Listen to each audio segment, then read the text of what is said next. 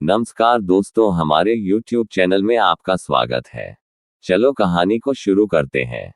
शाम का वक्त था और सूरज पहाड़ों के पीछे छिप रहा था। गांव के हर कोने में अजीब सा सन्नाटा छाया हुआ था। लोग जल्दी जल्दी अपने घरों के दरवाजे बंद कर रहे थे। गांव के बुजुर्गों का कहना था कि सूरज ढलते ही गांव के पास के पुराने किले से कुछ अदृश्य ताकतें बाहर आ जाती हैं। इस किले के बारे में कई डरावनी कहानियां प्रचलित थीं, लेकिन सबसे ज्यादा चर्चित थी खूनी औरत की कहानी। कहानी थी कि कई साल पहले एक औरत ने इस किले में आत्महत्या कर ली थी और उसकी आत्मा अब रात होते ही किले से बाहर आकर बदला लेती है।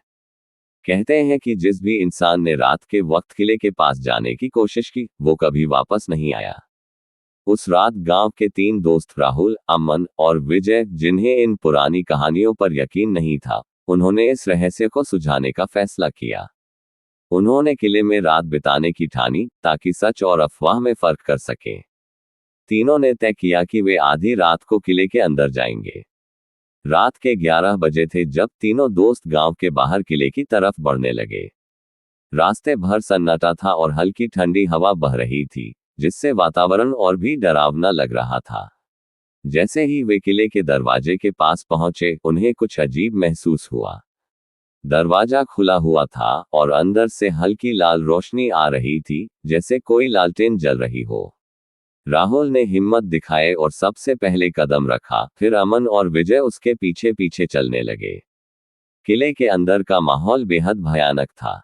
जगह जगह धूल जमी हुई थी और दीवारों पर खून के धब्बे दिख रहे थे। सब कुछ अजीब था। तभी अचानक एक तेज चीख ने तीनों को स्तब्ध कर दिया। वो चीख इतनी भयानक थी कि उनके रोंगटे खड़े हो गए। अमन ने घबराते हुए कहा, मुझे लगता है हमें यहाँ से वापस चलना चाहिए। ये सही जगह नहीं है।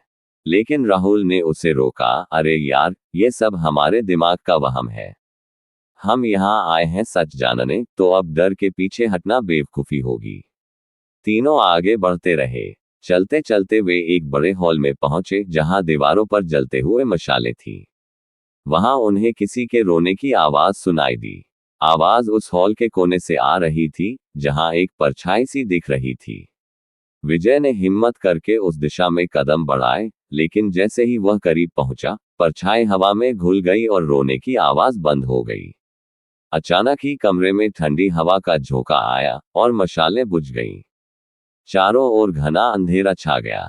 तीनों दोस्त घबरा गए और एक दूसरे को आवाज देने लगे। तभी एक ठंडी और डरावनी आवाज उनके कानों में गूंजी, क्यों आए हो यहाँ? मेरी मौत का कारण बनोगे। वो आवाज सुनते ही तीनों के दिलों की धड़कनें तेज हो गईं। राहुल ने खुद को संभालते हुए कहा, हम सच जानने आए हैं। कौन हो तुम? तभी अचानक सामने की दीवार पर एक औरत की आकृति उभरने लगी। उसकी आंखों से खून टपक रहा था और उसकी साड़ी खून से सनी हुई थी। उसने अपने लंबे बालों से चेहरा ढक रखा था, लेकिन उसकी आंखें चमक रही थीं। तीनों दोस्तों के पैर मानो जड़ हो गए थे। वे हिल भी नहीं पा रहे थे। वो औरत धीरे धीरे उनकी तरफ बढ़ने लगी।